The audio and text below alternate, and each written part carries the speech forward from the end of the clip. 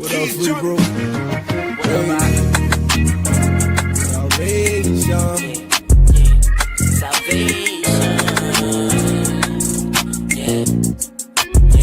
Hey, you got many minds. You think about salvation, get the dance. In my flesh vein, is my heart not trouble, I will pain. We trust in Abba, he the one that kill your problems. We thanking Abba, now we know about that lava. The streets of gold, walking on that road, I can't sell my soul. Hell no, I'ma be the light everywhere I go. Ain't no vaccine up in the temple. The devil know that the most I dwelling in you. They tryna shoot you up, that should really offend you.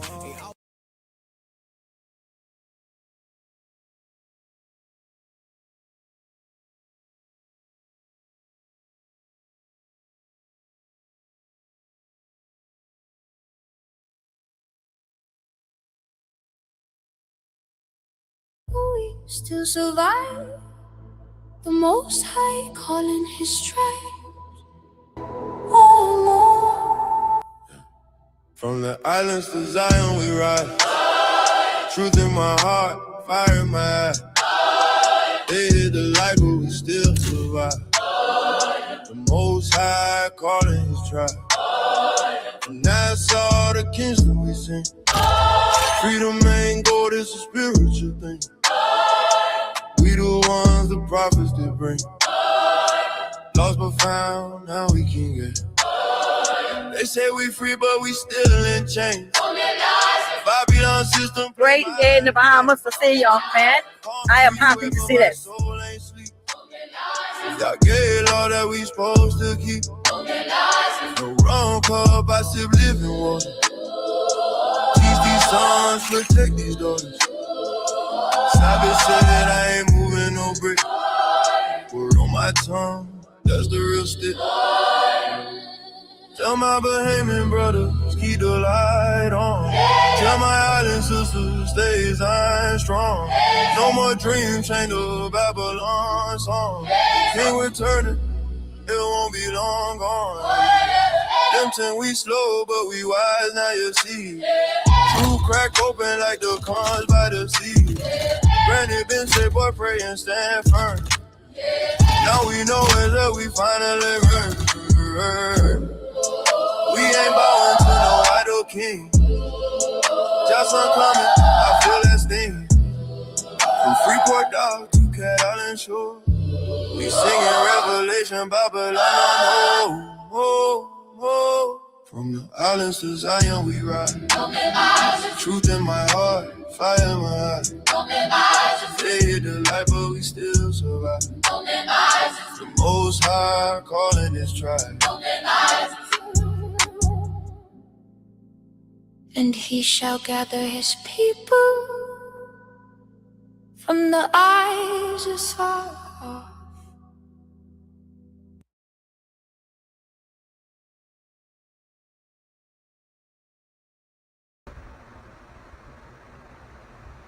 Shalom, shalom, shalom. Let's give all praises, honor, glory, esteem to the Father. Once again, let's give all praises, honor, glory, esteem to the Father, the Ancient of Days, the Giver of Life, the Taker of Life, our Father, Yahweh Allah, and His only begotten Son, Hamashiach Yahweh Shai. Shalom, shalom, peace and blessings to all of the Akim, the Akwatyam, brothers and sisters scattered to the four corners of the earth. We say peace and blessings to you. Please do the ministry a favor, hit that subscribe button, hit that bell so you can be notified when we go live, hit that thumbs up, and if you believe in your heart, mind, and soul that this message is edifying, please share it with someone. As you can see today, on this third day of the week, we will be talking about the Feast of Tabernacles that is coming up. The 7th month is coming up. You have the Day of Atonement, you have the Feast of the Trumpets, and then you also have the Feast of Tabernacles, or the Feast of Booths, where we dwell in booths. So I just wanted to touch on a little bit of that today, because that time is approaching rapidly. We are in the 6th month right now, so the 7th month is approaching rapidly. So with that being said, we're going to dive into the scriptures. This won't be a long lesson, but like I say, I believe that we need to stir up the remembrance for those that may not know, and for those that already know. We just want to dive into it and go into it a little bit. So the water for those that are here and that will see this at a later time, I say thank you. The water, all praises be to the Most High. Let's go ahead and go to Matthew. Turn with me there if you have your Bibles. If not, it's on the screen. Matthew chapter 22. Let's go there. Matthew 22. And I'm going to go down to about verse 36 is what I want. Matthew chapter 22, verse 36 is where I'm going to be starting. So please turn there with me. Like I said, if you have your Bibles, get your pen, your paper, you have your laptops, pull it up so you can go into it yourself. Matthew 22 and 36. Master, which is the great commandment in the law? So this is people asking him, Yhwh, our master, what is the greatest commandment in the law? Verse 37, Yhwh says unto them, Thou shalt love Yahweh thy power with all thy heart, with all thy soul, and with all thy mind. Now, where do we find this at? When we read this and what he's saying, where do we find this? What is he quoting here? For us, as believers and followers of the Messiah, you should know what it is that he's quoting right here. And the reason I say that, because this is the greatest commandment. Number one. Before any other commandment is this one. And as a believer in the Father and his only begotten Son, Hamashiach Yahweh, you should believe this. You should love the Most High, the Father, with all your heart, with all your soul, and with all your mind. That's who you should love, the Father. Now, I'm going to show you what it is that he's quoting. Let's go there and then we'll come right back. He's quoting Deuteronomy chapter 6. Right? Deuteronomy in the Torah, chapter 6. And I'll be starting at verse 3. It says, Hear therefore, O Israel, and observe to do it, that it may be well with thee, and that ye may increase mightily, as Yahweh your power of thy fathers have promised thee, in the land that floweth with milk and honey. And then it says, Hear, O Israel, Yahweh our power is one. They keep trying to tell you in the church that it's three and it's a trinity. But the Bible says that he is what? One. That's it. Here it is, verse 5. Then we'll go back to Matthew 22. Verse 5, it says, And thou shalt love Yahweh thy power, in the Hebrew, with all thy heart, with all thy soul, and with all thy might. So this is what Yahweh is quoting in Matthew chapter 22. He's quoting Deuteronomy chapter 6, verse 5. And I wanted to show that so you can put that together, that this is what he's quoting. This is what he's saying. He's giving them what? The Torah. Now we can go back.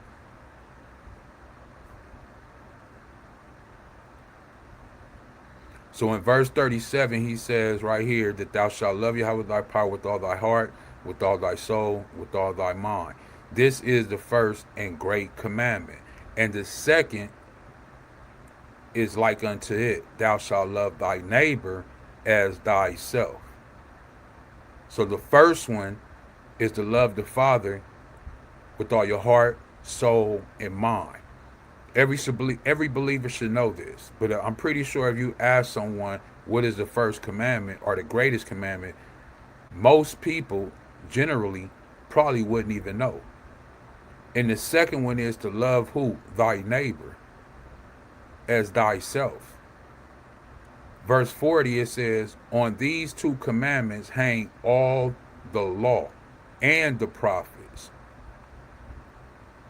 So he's telling you out of all the 1,613 laws that were given to the people, that if you take these two, loving the Most High, heart, mind, soul, with all your might, and loving your brother as your neighbor, if you take those two and walk with those two together, you will be accomplishing the whole fulfillment of the law if you can take those two and walk with those two.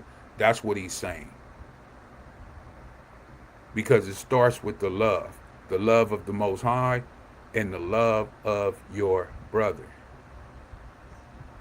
That's what it comes down to, brothers and sisters. Let's continue on. Let me go here. Let's go to First Baruch, to the 1611 King James Bible. Let's go to the 1611 King James Bible. And I'm going to go to the book of Baruch, chapter 2.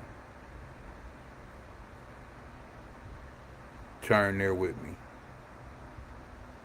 Once again, in the 1611 King James Bible, the first book of Baruch, chapter 2. And I'm going to be going down to about verse 28.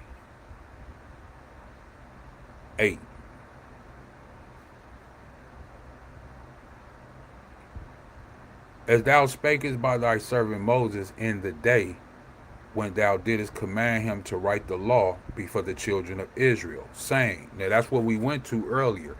Even though we started off in the New Testament with Yahweh speaking in Matthew 22, we still went back or reverted back to what? The law that Moses wrote in the book of Deuteronomy chapter 6.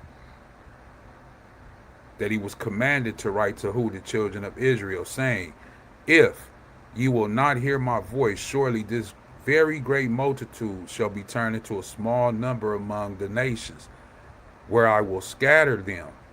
For I knew, verse 30, for I knew that they would not hear me, because it is a stiff-necked people. But in the land of their captivities, they shall remember themselves. Brothers and sisters, whether you believe it or not, you are in the land of your captivity. Whether you're Puerto Rican, Cuban, Colombian, from Barbados, Jamaican, Philippine, whatever you are in the land of your captors. But at this point in time, people, brothers and sisters that are scattered to the four corners of the earth, are starting to remember, as it says right here in verse 30, and shall know that I am Yahweh, their power. For I will give them a heart and ears to hear. And that's exactly what's going on. The Great Awakening. People have been given ears to hear and a heart. Verse 32. And they shall praise me in the land of their captivity and think upon my name. And that's exactly what we're doing. We're praising the Most High Yahweh in the land of our captivity, giving praises to our Abba, Yahweh, and his only begotten Son. And we think upon his name, Yahweh, the Most High, the Ancient of Days. Verse 33, and return from what? Their stiff neck and from their wicked deeds. For they shall remember the way of their fathers, which sinned before Yahweh. And I will bring them again into the land which I promised with an oath unto their fathers Abraham, Isaac, and Jacob. Jacob's name was changed to Israel, and this is where you get the 12 tribes of Israel from the sons that he had. And they shall be masters of it, and I will increase them, and they shall not be diminished. They will never, ever be diminished ever again on this earth in all eternity. Verse 35, and I will make an everlasting covenant. He's saying he's going to make another everlasting covenant with them to be their power, and they shall be my people. And I will no more drive my people of Israel out of the land that I, no man, but that I have given them. All praises be to the Most High Yahweh. So it basically, the reason why I read this, brothers and sisters, is to show you that even when we are in captivity, the Most High says he's going to give us a heart and he's going to give us ears that we may hear, that we may remember, and we might what? We might do what? Praise him, worship him, follow his law, statute, and commandments, even in the land of your captivity, brothers and sisters. So you cannot get away with this. You cannot get away with this. You can say that you don't, you could just say to yourself that you don't want to keep it, but it is in the book, right? And like I say, we already was in the New Testament. So let's go right here real quick, and then we'll go back to the New Testament. Leviticus chapter 23. Turn there with me. You have your Bibles once again. If not, it is on the screen. Leviticus 23. Please turn there with me. I'm going to go down to about verse 33. And like I say, I hope you're writing all these things down. You can go back yourself and read it for yourself. This is what the Bible actually says. People can refute it and say one thing or another, but one thing that you can't refute is what is written. And if you are a believer in the Holy Bible and you believe in the very word, right, the set apart word, then we need to know what these things are. Leviticus 23 and 33, it says, and the Most High Yhwh spake unto Moses, or in the Hebrew, Mashah, saying, speak unto the children of Israel, saying, the 15th day of the 7th month shall be the feast of tabernacles for 7 days unto Yhwh. Now, it's speaking about the feast of tabernacle, but like I said, as we were coming in, it's a lot going on in the 7th month, right? The beginning of it starts off as the Day of Atonement. So I'll start at 26 and read down, because this all goes on in the 7th month, which is next month. We're in the 6th month right now. I believe it's the 13th or the 14th. My calendar is back over there on my thing, but it's the 13th or the 14th, right? So basically we almost done with the half of the 6th month. For those who know, who keep track, you can look at the moon tonight when it comes out and you will know, right? We're almost at the 15th day because it's almost a full moon. But anyway, it says, on the 10th day of the 7th month, there shall be a day of atonement. It shall be a holy convocation, or a Kodash in the Hebrew, set apart convocation unto you. And you shall afflict your souls and offer an offering made by fire unto Yhwh. And ye shall do no work in that same day, for it is a day of atonement, to make an atonement for you before Yhwh, your power. So it's an atonement for you. Now you might say, well, the only begotten Son was our atonement, and he is our atonement. Yes, he is. But we still keep this day in remembrance and honor of that atonement that not only was given for us, but for the only begotten Son, right? Because this is what it's about. Verse 29, for whatsoever soul it be that shall not be afflicted, in that same day shall be cut off from among his people. And you don't want to be cut off from your people. And whatsoever soul it be that doeth any work in that same day, the same soul will I destroy from among his people. You shall do no manner of work. It shall be a statute forever throughout your generations. Here it is in all your dwellings. And I already read to you that it spoke about in the land of your captivity, brothers and sisters. So it does not matter where you are. If you are a believer in the Holy Bible, and I'm going to show you that this is even in the kingdom of heaven. So you might say, well, we don't have to do it right now. We don't have to keep it. Well, how come? Because you will be keeping it in the kingdom of heaven, right? In the Hebrew, the Shemayim.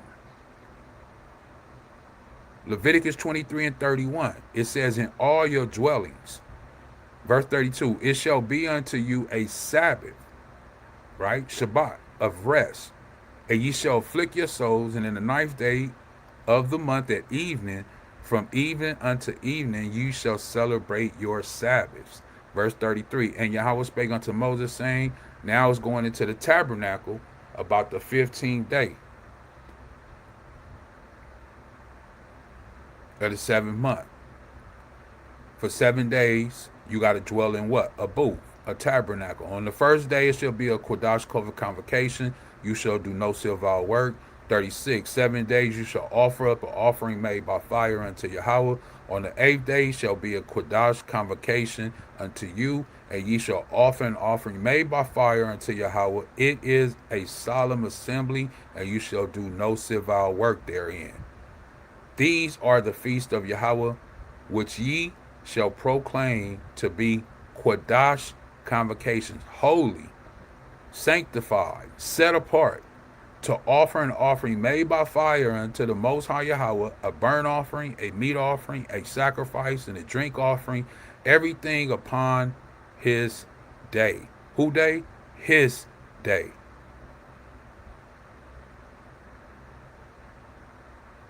Besides the Sabbaths of Yahweh, and besides your gifts, and besides all your vows, and besides all the freewill offerings which ye give unto Yahweh, also in the 15th day of the 7th month, when you have gathered in the fruit of the land, you shall keep the feast unto Yahweh 7 days. On the first day shall be a Sabbath, and on the 8th day shall be a Sabbath. So on the first day is a celebration,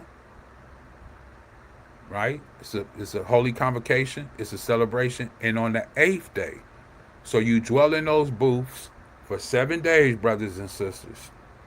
And you might say, well, what do we do? How do we do? I got something pulled up. Let me show you real quick. Let me show you. Give me 1 second. Let me pull it up. And this is just a brother out with his family on the feast. And this is what we do. You know, a lot of brothers and sisters do this. Here it is right here. I think it's Sharon Khan. Most High Christ bless. Chilling, Tabernacles, you know what I'm saying? Finally relaxing. It's a beautiful experience. You know, the family's out here. Beautiful campground. You know, we get it in. All praise to the Most High. Hey. And that's what it is. You know, you go, you have other brothers and sisters that dwell, that are going to go out. I don't know if you're part of a camp or anything, or a congregation, and they go out and they dwell. And this is what we do. So let's pull it back up, right? Let me see if I can get it again real quick. Give me 1 second. Here's another one. This is a brother getting ready for the feast, right?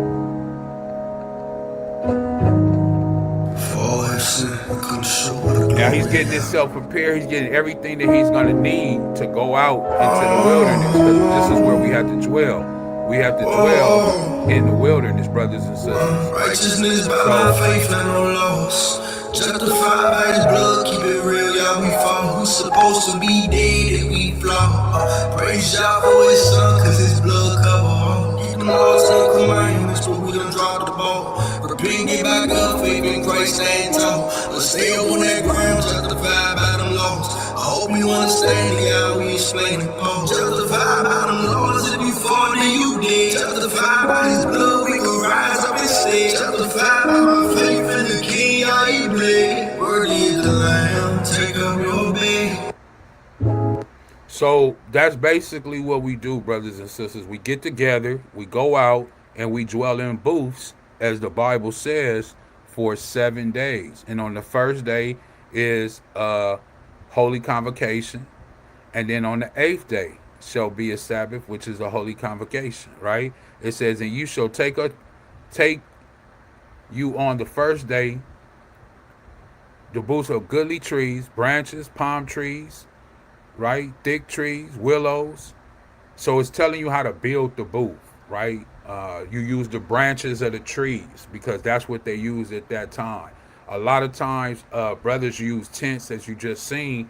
For me personally, what I do is I use the tent, but then I also go to a nursery at times and get branches of the trees and put them on top of the tent, just as a symbol, you know, symbolic. Verse 41, and ye shall keep it a feast unto Yahweh 7 days in the year.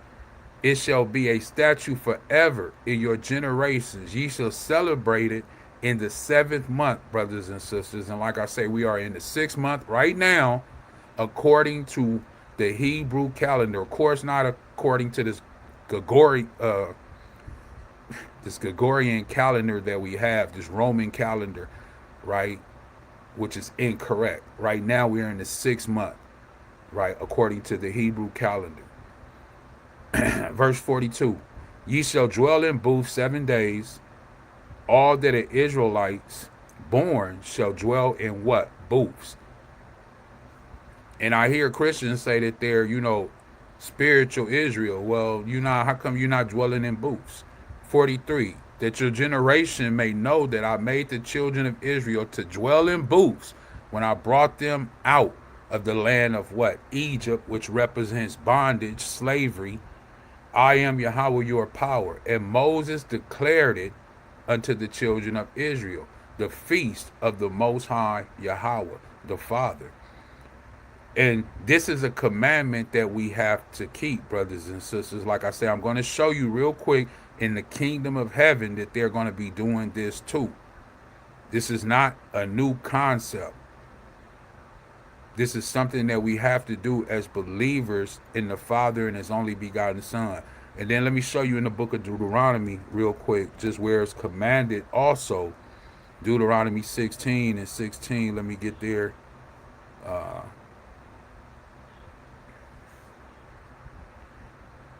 I'll start at 15 just to get everything. 7 days thou shalt keep a solemn feast unto Yhwh thy power in the place which Yhwh shall choose, right? Because Yhwh thy power shall barak thee or exalt thee in all thy increase and all the work of thy hands. Therefore thou shalt surely rejoice, brothers and sisters. Here it is, 16.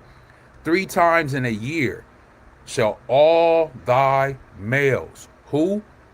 All men, all the brothers, all of the Akim out there, all of the males that believe, you have to what? Appear before Yhwh, thy power. For those who don't know, when we see the word Lord, we say Yhwh because in Hebrew, that's his name. You have the tetragrammaton, which is the YHWH. Some people insert vowels, which came later on in the 1st and 6th century in the school of Tiberius. Right? But in the Masoretes and in the Nakud, all kind of things came along to help with vowels. This is where you get the name Yahweh from. But when you go back to the ancient Paleo Hebrew or the pictographic Hebrew, the way it was written, we say Yhwh. And then it says thy, which is the God. In Hebrew, in the modern term, you might hear people say Elohim. Right? In a more ancient term, we say Elohim, which means powers. So this is why I say the Most High, the Father, Yhwh, thy power, in the place which he shall choose, in the feast of unleavened bread. So you have to come up for the Passover in the feast of unleavened bread, right? You have to come up. And in the feast of weeks. So you have to come back up again for the Feast of Weeks, which you may know as Pentecost, and in the Feast of what? Tabernacles, which we're speaking about today, which are the Feast of what? Booths. So you have to come up for these 3 feasts. There's no if and buts about it. All males, it says, Deuteronomy 16:16. This is the commandment. All males. Now, at this particular point in time, he still dwells where he dwells. Don't get me wrong. But there is no temple. The temple was destroyed. Right? But he still dwells there. Does that mean we have to go now to Jerusalem right now 3 times a year? No, because he told us that the temple would be destroyed and he would search out for those who do what? Serve him in the spirit and what? In truth. I'm going to show you that in the New Testament, John chapter 4, verse 22 on down, right? When you might say, well, how come all of a sudden now? Well, because there's no temple. And you would have to go to a temple to do those things. You can still keep the feast, but you would have to go to the temple to do all those other things. So John 4:22, it says, ye worship ye know, Salakia, not what? We know what we worship, for the salvation is of the Jews. But the hour coming, and now is, see, he's telling you, okay? The hour was coming then, because the temple hadn't been destroyed yet. The only begotten Son had been hung on the tree yet, right? So the hour was coming. The time was coming, brothers and sisters. Had not happened yet, but it was approaching rapidly. And now is, when the true worshipers, are you a worshiper? Do you believe in the only begotten Son? Do you believe in the Father? Because if so, then this is for you. This is for you. He said, when the true worshipers, letting you know that there's a difference between what? People who say that they worship the Most High, people who say that they worship the only begotten Son, but then you also have true worshipers on this side. And this is who this is for. If you're not a true worshiper, then this is not for you. But if you are a true worshiper of the Father that sent his only begotten Son, that hung on the tree for you, gave up his life for you, died for you, then this is for you.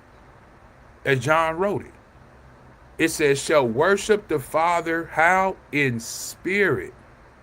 So you don't have to take the journey right now, because at this particular time there is no temple, and he has scattered his people to the four corners of the earth, as he said.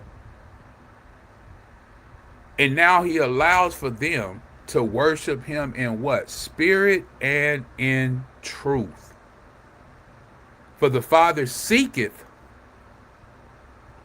Who is seeking? The Father is seeking such to worship him. So now you worship the Father how? In spirit, in the Rakah in Hebrew, and in truth. And then it says right here, Elohayim is a spirit. He is a Rakah. And they that worship him, see, it's broke down beautifully right here in the book of John chapter 4. All praises be to the Most High that he left this here for us. And they that worship him, how must we worship him? How must we do it? It says in spirit and in truth. This is how we worship the Father, in spirit and in truth. Now this is something new to the woman that he's speaking to, the woman at the well, for those who know this story, right? Verse 25, it said, the woman saith unto him, I know that the Messiah is coming, like people would say now, right? Someone that says something now or hears now, they might say, hey, you're saying this, right? Shalom, Ronald, all praises be to the Most High. He says, Shalom, Mashkapat, the water for being here. All praises be to the Most High, right? So the woman saith unto him, I know that the Messiah is coming, which is called Hamashiach in the Hebrew, and it says Christ, which is the anointed one, right? When he is come, he will tell us all things. So she's hearing this man speak. It's not that she's disagreeing with him, but she's letting him know, I hear what you're saying, but I'm still waiting on the Messiah. We know that the Messiah is coming, and when the Messiah has come, he's going to tell us what? All things. Just as well as like I'm sitting here, another brother is sitting or on the highways or byways, and he's preaching, he's telling you this, and in your mind, you like, yeah, well, I'm waiting on the Messiah. He's going to clear it all out when he gets back. Well, Yahweh saith unto her, I that speak unto thee am he. Well, that's it. Meaning what you were waiting on to hear, you just heard it, brothers and sisters. You just heard it. And upon this came his disciples and marveled that he talked with the woman. Yet no man said, what seekest thou? Or why talkest thou with her? The woman then left her water pot and went her way into the city, and saith to the men, come see a man which told me all things that ever I did. Is this not Hamashiach, the anointed one, the Messiah? It says, then they went out of the city and came unto him. In the meanwhile, his disciples prayed, saying, Master, eat. But he said unto them, I have meat to eat that ye know not of.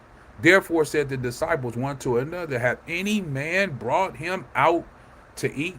Like I said, for those who have read the whole entire chapter 4, they know that the Messiah, Hamashiach, stayed at the well, and then the disciples went into the town or the city, go get some food to bring it back so that they could eat. So now that they came back with the food to give to him to eat, he's saying, look, I got plenty of food to eat. And in their mind, they're like, well, wait a minute. We went to get something to eat. Did somebody else come along and feed him? But then he says right here in 34, Yhwh saith unto them, my meat or my food is to do the will of him that sent me and to finish his work.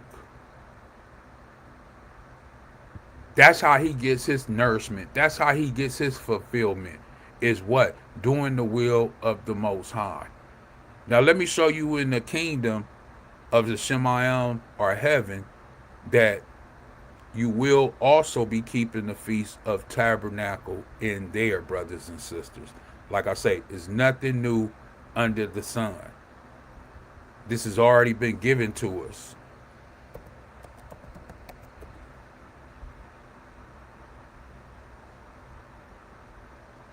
I just wanted to show this because it correlates with John 4 before we move on, and I show you that about in the kingdom. It says, Elohim, who at sundry times and in divers manners speak in time past unto the fathers by who? The prophets.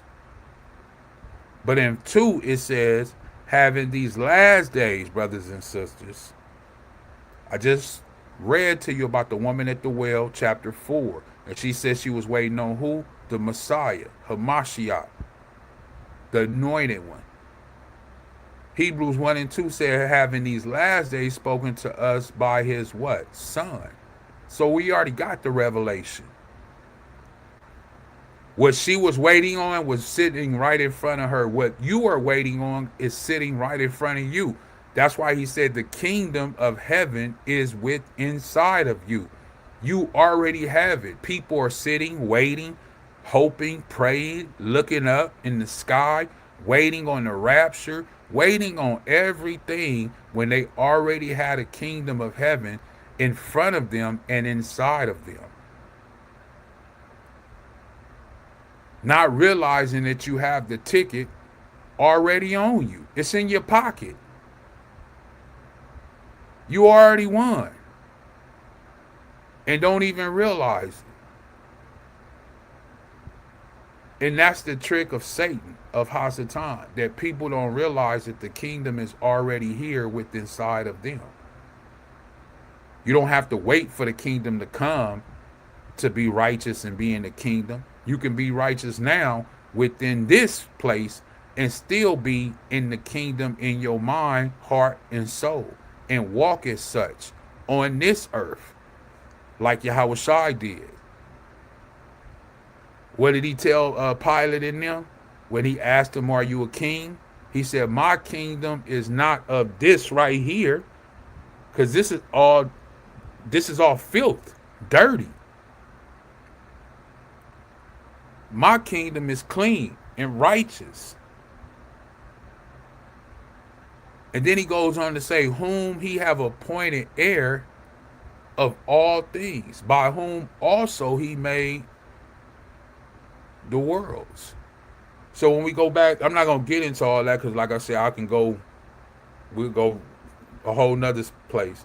But when we go to Genesis chapter 1, verse 1, this is where we see in the beginning, well, it says that the Son did that. By whom also he made the worlds, plural. Not world, one, but plural. How did he do all this? And like I said, I'm not going to go out to it because we'll go into a whole nother left field. But at the same time, I just want to show you it's here. Now let's go show this. Let me show this real quick. Let's go to Zechariah 14.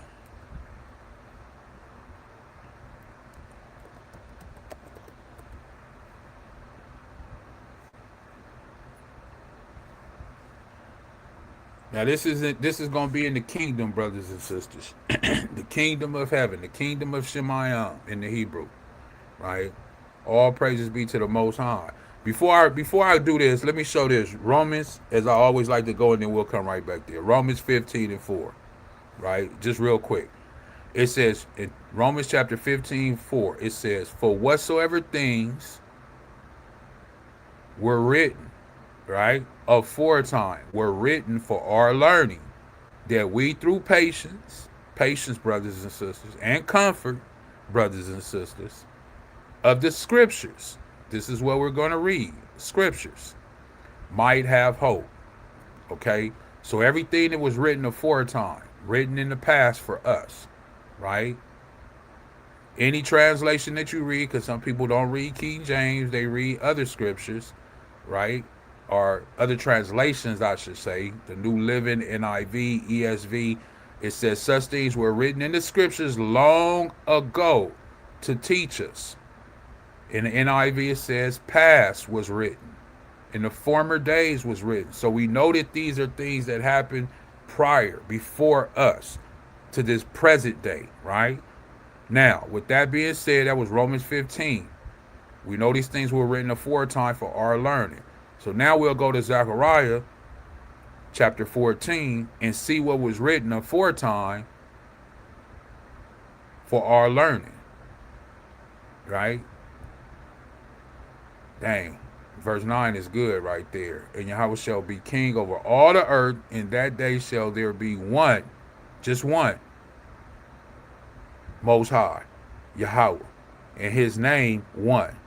But that's not what I want. Let's go on down. Let's get some more of this, right? But that's the start of what I'm going into when it says right there that Elohim will be king over all, right? So we know we're talking about the kingdom when the only begotten Son is reigning here on earth for the Father.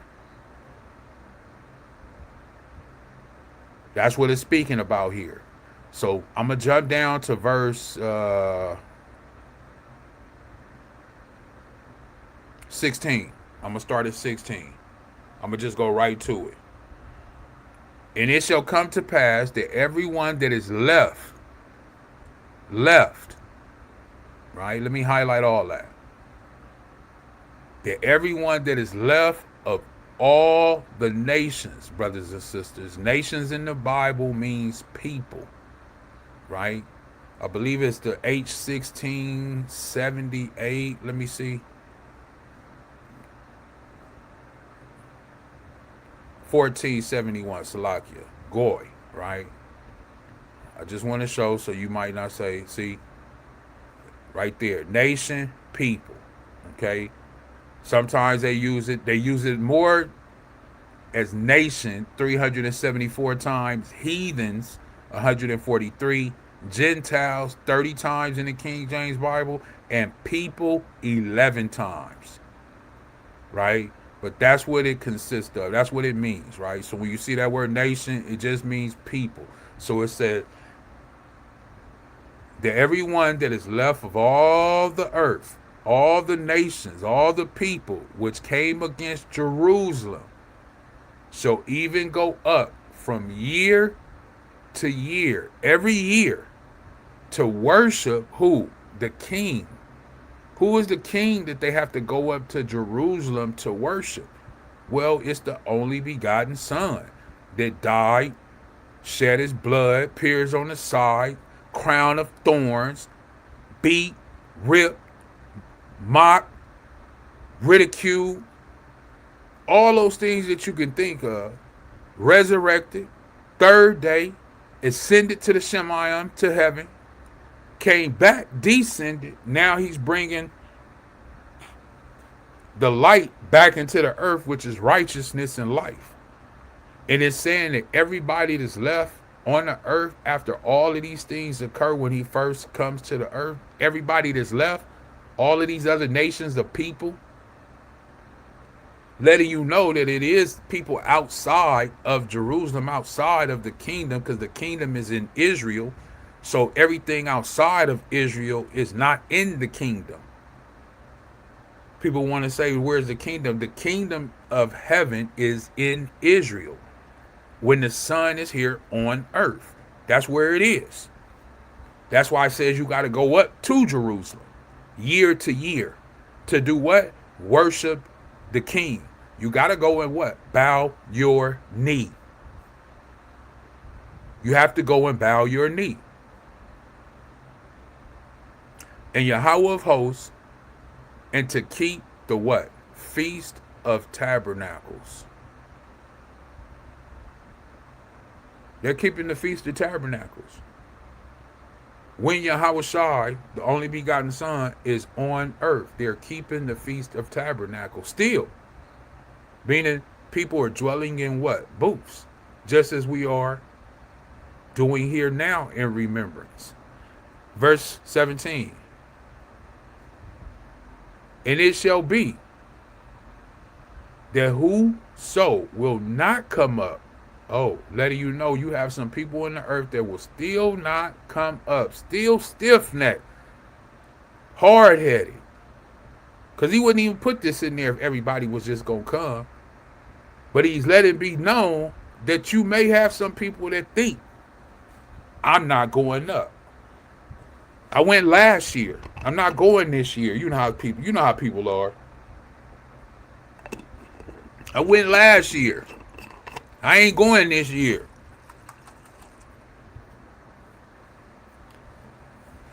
That's whoever will not come up of all the families of the earth unto Jerusalem to worship the King, brothers and sisters. It says, Yhwh of hosts, even upon them shall be no rain. That's a plague. When you don't receive any rain and you live out, remember now, everything is destroyed. There's no more grocery stores. There's no more Walmarts, ABC stores, Ralph's, Alpha, Beta, Boys, Kroger's, wherever you at, and whatever grocery stores there are, Home Depots, Lowe's, Harbor Freights, all these stores, no more malls, no more movie theaters. All those things are gone. There's no more Gucci stores. There's no more Lambos and Ferraris and Rolls Royces, and all that stuff is gone. No more, none of that anymore. So now you need to live off of the earth like we should have been doing since the beginning, right? Now you need to live off of the earth, meaning you have to what? Produce your own fruit. The things that you need. So you have to live from the earth. So you need rain, which is water, in order for your crops to produce.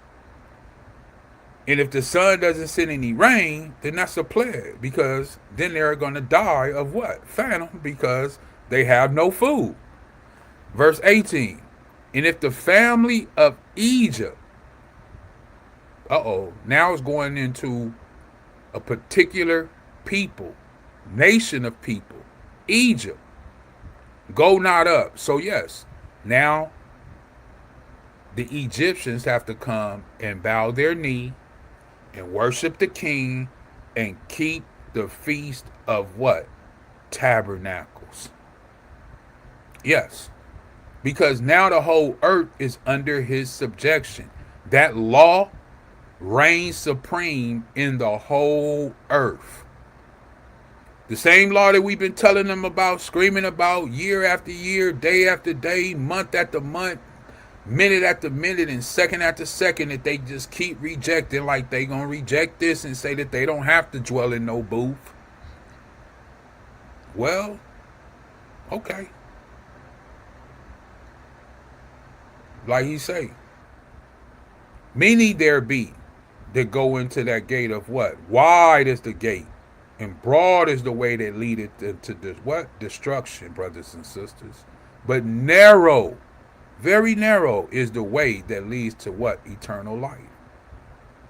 And if the family of Egypt go not up and come not that have no rain, there shall be the plague wherewith Yahweh will smite the who?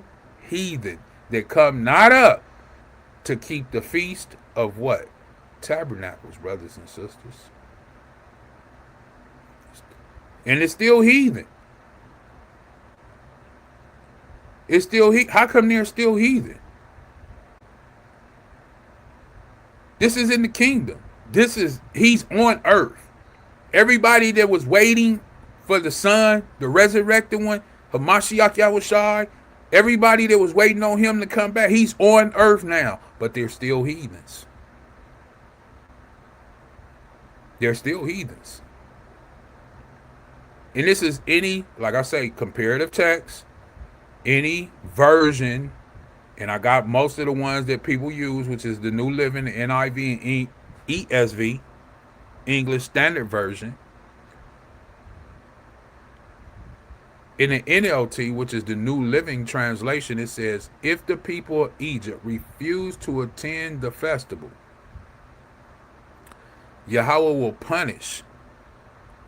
Going to punish them. Why? Why would he punish the Egyptians for not keeping the Feast of Tabernacles? It has nothing to do with them. It was given to the children of Israel. That's because now we're in the kingdom and his power, his rules, his law reigns supreme over the whole earth. And everybody got to do it.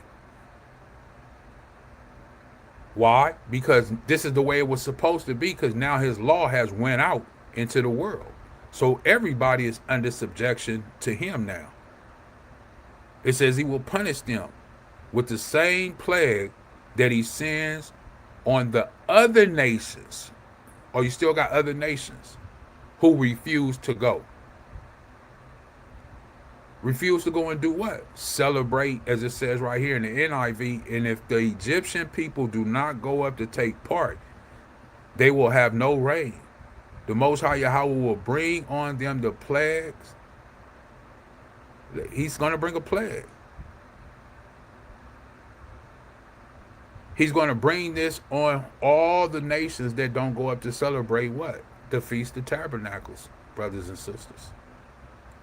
So you can't get around this. You can't say, and if your pastor, your leader, your guide, your shepherd, whoever it is telling you that you don't have to partake in this or telling you you don't need to, well, I mean, this is in the kingdom of heaven.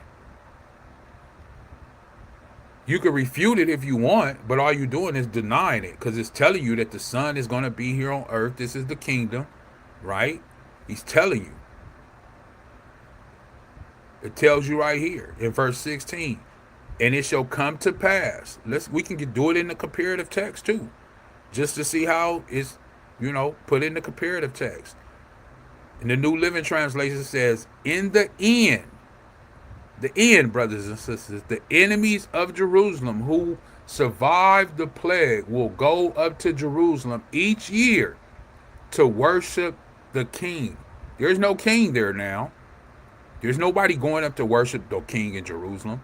So we know emphatically it's talking about what? The kingdom of heaven, when the only begotten Son is here on earth. That's where he's going to reside, in Jerusalem. Then it says, Yahweh of heaven armies, and to celebrate what? The Feast of Shelters, Tabernacles. This is what's going on.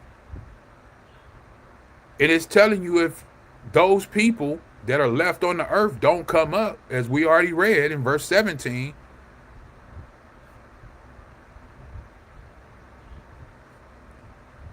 any nation in the world that refuses to come up to Jerusalem to worship the king, that's any people that are left in the world, no matter where you are. No matter where you are, it says any nation in the world that refuses to come to Jerusalem to worship the king, Yahweh heaven armies will have no rain. And like I said, no rain is a plague. Because there are no grocery stores, once again. No Walmarts, no Savons, no Piggly Wigglies, or none of that. No liquor stores at the corner, no gas stations. All that stuff is gone. So you have to live off your land now. You have to live off of the earth. And you need rain, once again. If you have no rain, you will die. But let's go to the New Testament. Let's get some of that. John chapter 7, real quick. John chapter 7, right? Let's go there.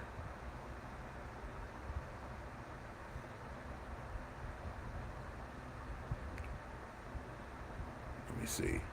Because, see, this talking about the feast right here. I ain't want to have to read all of it, but when people go to the New Testament, people say that they're a believer in the only begotten Son. They believe in the New Testament. They believe all these things. But then it's like you read this and it says, well, Yahweh teaches at the feast. If he was against the feast, he would have not been there. It says in verse 2, now the Jews' feast of tabernacles was at hand, meaning it was there. His brethren therefore said unto him, depart hence and go into Judea, that thy disciples also may see the works that thou doest. For there is no man that doeth anything in secret, and he himself seeketh to be known openly. If thou do these things, show thyself to the world. For neither did his brethren believe him. His brothers didn't even believe him. Then Yahweh said unto them, my time is not yet come, but your time is already ready. The world can not hate you, but me it hateth, because I testify of it that the works thereof are evil. So Yahweh is letting his brothers know, you guys are okay the way the world is, the way life is going. But for me, it's not the same, because I came and I'm telling you, the way you guys are living, the way people are living, the way things are, is not right. Verse 8, go ye up unto this feast. I go not up yet unto this feast, for my time is not yet full come. When he had said these words unto them, he abode still in Galilee. Verse 10, but when his brethren were gone up, then went he also up unto the feast, not openly, but as were in secret. So he's at the feast. Why he is there in secret? Because they're trying to kill him. Why? Because he's bringing forth the truth. Then the Jews sought him in the feast and said, where is he? And there was much murmuring among the people concerning him. For some said he was a good man, others said nay. But he deceiveth the people. Howbeit no man spake openly of him for fear of who? The Jews. So people are scared. Now about the midst of the feast, Yahweh went up into the temple and taught. So if he was really scared, he wouldn't have went into the temple to teach, because now people are going to see him, right? But he know he had to, so this is what he do. 15, and the Jews marveled, saying, how knoweth this man letters, meaning the scriptures, right? Having never learned. How does he know the very word of the Most High, the Ancient of Days, the giver of life, the taker of life, but has never been taught or never learned the very scriptures? Yahweh answered them and said, my doctrine is not mine, right? But his that sent me. And this is something that we need to stand on right here, brothers and sisters. Verse 16. Verse 16 is very powerful, right? Because people are not getting the true doctrine of the very word of the Most High and his only begotten Son. What they're getting is a false doctrine. And that's what the book of Galatians speaks about. Right, let me get that real quick and we'll come right back to that. Galatians 1 and chapter 1 verse 8. It says, but though we or any angel from the Shemayim preach any other gospel unto you than that which we have preached unto you, let him be accursed. As we said before, so say I now again, brothers and sisters, if any man preach, once again, brothers and sisters, please, for those who have ears to hear, please hear. If any man preach any other gospel unto you than that you have received, let him be what? Accursed. For do I now persuade man or Elohim, or do I seek to please man? For if I yet please man, I should not be the servant of Hamashiach Yahushua, right? And we are the servants of the Most High. We are the servants of his only begotten son, Hamashiach Yahushua, and we're not here to what? Please man. So if you look at this video, if you click on this channel, if you come on this platform and you think you're going to hear some tickle in your ears and you're going to think all you're going to hear is John 3:16 just to please you and please your ears and not give you the truth, then that's not what's here. You might as well click off, unsubscribe. It ain't going to hurt me because everybody, all those thousands of people left the Messiah too. You get what I mean? It ain't going to hurt my feelings no way. But if you want the truth, if you want to understand this word, if you want the revelation of the true word, and we can have dialogue back and forth about speaking on the truth, then all praises be to the Most High, right? Make sure you hit that subscribe. Make sure you hit the bell so you can be notified when we go live. You can email me. We can talk. We can go back and forth. But one thing I'm not going to do is bring a false doctrine or something false that's not there. Because this was what was spoken about, that there is another doctrine in this world. And it was there with Yahushua. This is why he said it in verse 16, right? Letting the people know my doctrine, what I'm teaching you, what I'm telling you, is not mine, but it's him that what? Sent me. And he is the one said that we have to keep the Feast of Tabernacle. He is the one that said we have to come and report 3 times a year. Verse 17, if any man will do his will, he shall know of the doctrine. You will know, whether it be of the Most High, the Father, or whether I speak of myself. See, a lot of people don't understand that. They get mad and they say false, false, false. Well, how is it false? I'm not speaking of what profit is it going to get for me? You come on this channel, I tell you, listen, we don't want your money. Keep your money. Do this, do that, right? There's nothing that we're asking from you, only just to do what? Hit the subscribe, hit the thumbs up, and if you believe in your heart, mind, and soul that the message is edifying, to share with another brother or share with another sister. That's it. Because the gospel is free. The word of the Most High is free. So we're not asking anything, just like the apostles wasn't asking anything. They brought the truth, and the people were so convicted in their heart, in their mind, in their soul, and they wanted to follow the true doctrine. So they went and sold things and gave the money to keep the what? Ministry going for the things that people needed for help. But no, nobody asks for anything. Everything we need is given to us from the Most High. That's why Peter was so upset with Ananias and them in the book of Acts chapter 5. He said, you didn't lie to me. You lied to the Most High. You lied to the Holy Spirit. What is you doing? This is not my money. You didn't bring this to me. You brought this to the Spirit. You brought this to the set apart Spirit, the Kodash Spirit of the Father. So basically, you came with a lie and brought it to the Father saying, this is all the money you have. This is everything you have. Really, this is what's half, and you put the rest in the wall somewhere. So in verse 17, he says right here, if any man will do his will. Did I show it in the comparative text? I think I had it pulled up. I don't know if I read it. This is verse 17. Anyone who wants to do the will of the Most High, the Father, will know whether my teaching is from the Most High or is merely my own. That's all.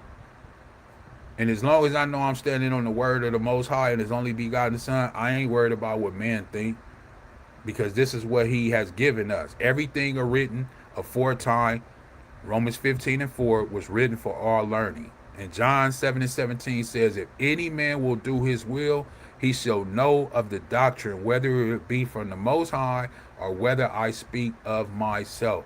He that speaketh of himself, seeketh his own glory. But he that seeketh his glory that sent him, the same is true, and no unrighteousness is in him. Did not Moses give you the law, and yet none of you? Huh? What'd he say? Didn't Moses give you the law, and yet none of you keep the law? Why go ye about to kill me?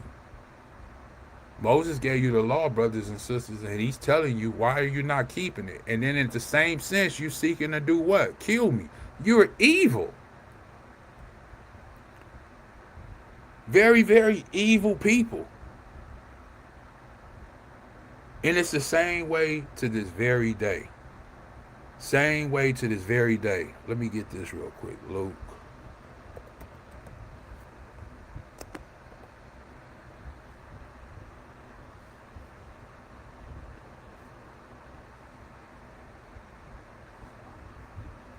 What I put?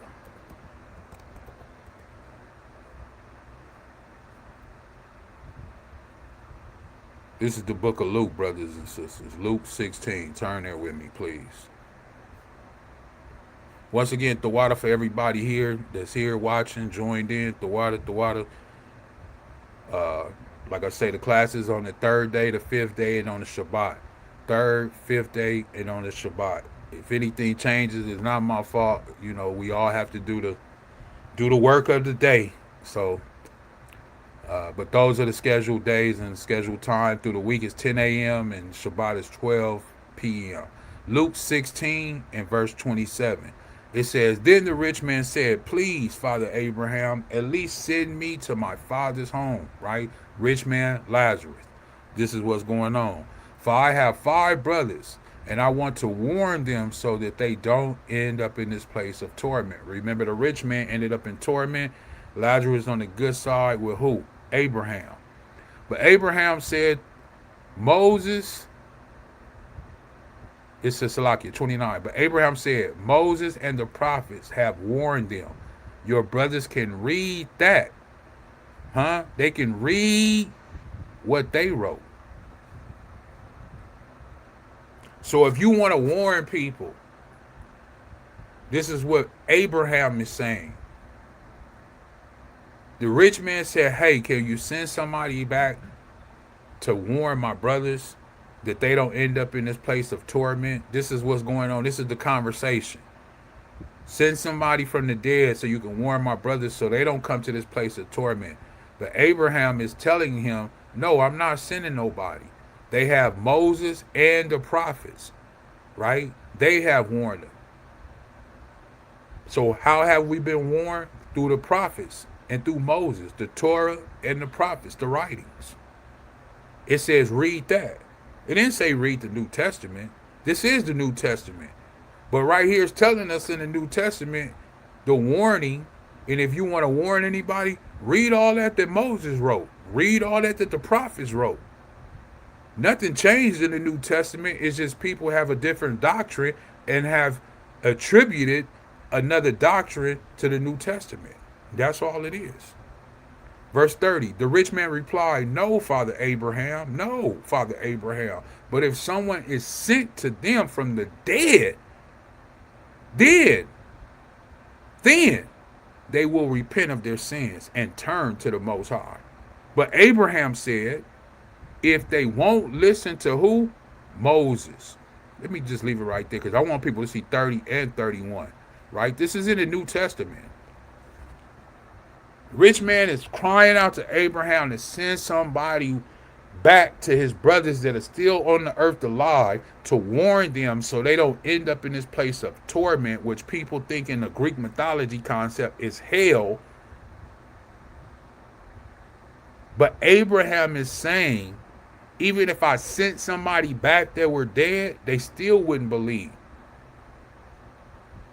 But if they had hearkened to what Moses said and what the prophet said and took that warning, then they would have been okay and they wouldn't be on the side of torment, which leads us to believe and tells us that we should stay focused on what Moses wrote and what the prophets wrote, not to end up in that place of what? Torment. And Moses wrote the first 5 books of the Torah, which I went into today in Leviticus and in Deuteronomy, which tells us to do what? Keep the Feast of Tabernacles, brothers and sisters. Keep all his feasts. And this is in the New Testament, Luke 16 and 31. It says, but Abraham said, if they won't listen to Moses and the prophets, they won't be persuaded, even if someone rises from the dead. So we have to get this into our mind, into our concept, to know that even the New Testament, they were keeping it thin, and they were telling you, if you want to know, you want a warning, if you want to know things, to go back to what? Everything that was written aforetime for our learning. And right here in the New Testament, in Luke 16 and 30 and 31, is telling us to go back to where? Moses and to the prophets, to the Torah, to the Tanakh. And this is how you will really get the complete understanding of what is written in the New Testament.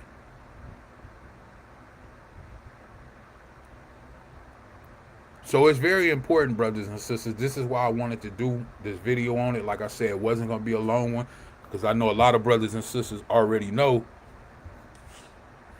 about the Feast of Tabernacles and the Day of Atonement and all those different things.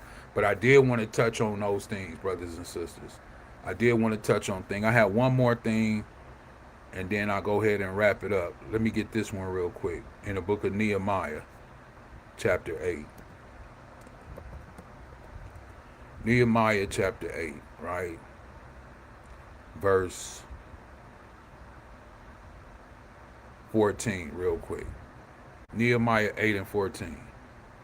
Mind you, we're coming from Luke 16, 30, 31. And say, hey, if they want to be warned, they need to read Moses and the prophets. Nehemiah 8 and 14. As they studied the law, they discovered that Yhwh had commanded through Moses that the Israelites should live in shelters during the festival to be held that month. Speaking about the 7th month, right? Feast of Tabernacles. I'm reading this in the New Living Translation, NLT. Verse 15. He has said that a proclamation should be made throughout their towns and in Jerusalem, telling the people to go to the hills to get branches from the olive, wild olive, myrtle, palm, and other leafy trees. They were to use these branches to make shelters in which they would live during the festival, as prescribed where? In the law, brothers and sisters. It's prescribed in the law. Verse 16.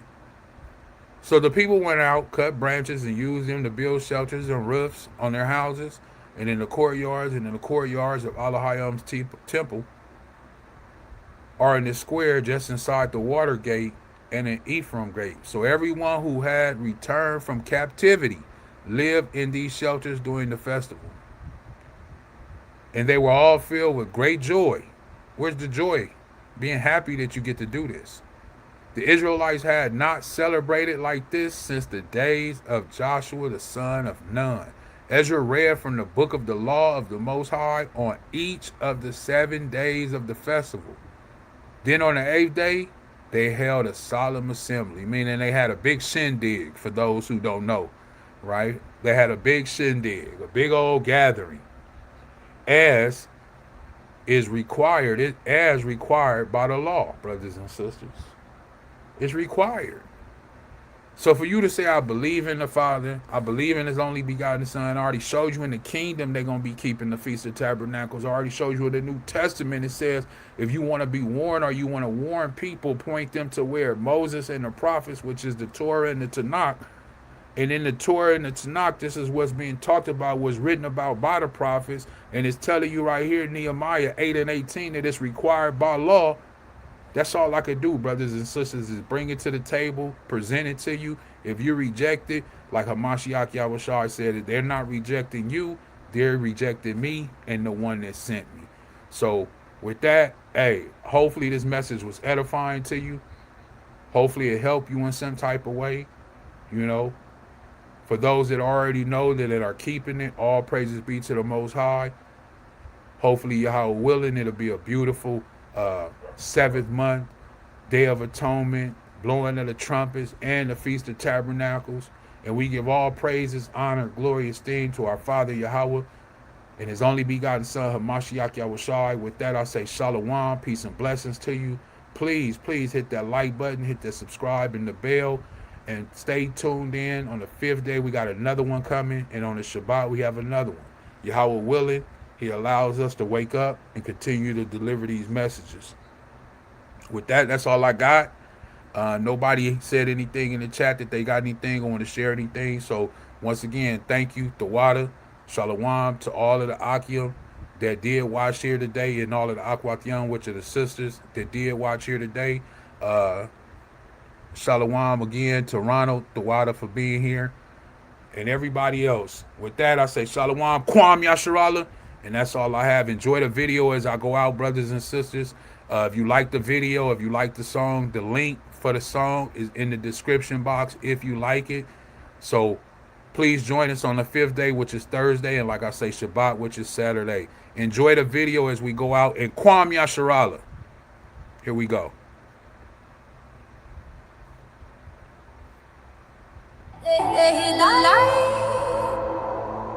We still survive. The Most High calling His tribes. Oh no. From the islands to Zion we ride. Truth in my heart, fire in my eye. They hit the light, but we still survive. The Most High calling His tribe. And that's all the kids can sing. Freedom ain't gold, it's a spiritual thing. We the ones the prophets did bring. Lost but found, now we can get. They say we free, but we still in chains. Babylon system. Great day in the Bahamas to see y'all, man. I am happy to see this. Y'all gave all that we supposed to keep. No wrong cup, I sip living water. Teach these sons, protect these daughters. Sabbath said I ain't moving no brick. Word on my tongue, that's the real stick. Tell my Bahamian brothers, keep the light on. Tell my island sisters, stay Zion strong. No more dreams, chained to Babylon song. King returning, it won't be long gone. Them 10 we slow, but we wise, now you see. True crack open like the corns by the sea. Granny been said, boy, pray and stand firm. Now we know it's up, we finally learn. We ain't bowing to no idol king. Johnson coming, I feel that sting. From Freeport Dock to Cat Island Shore, we singing Revelation, Babylon, oh, oh, oh. From the islands to Zion we ride. Truth in my heart, fire in my eye. They hit the light, but we still survive. The Most High calling His tribe. And He shall gather His people from the eyes as far off. Bahamas, Jamaica, Haiti.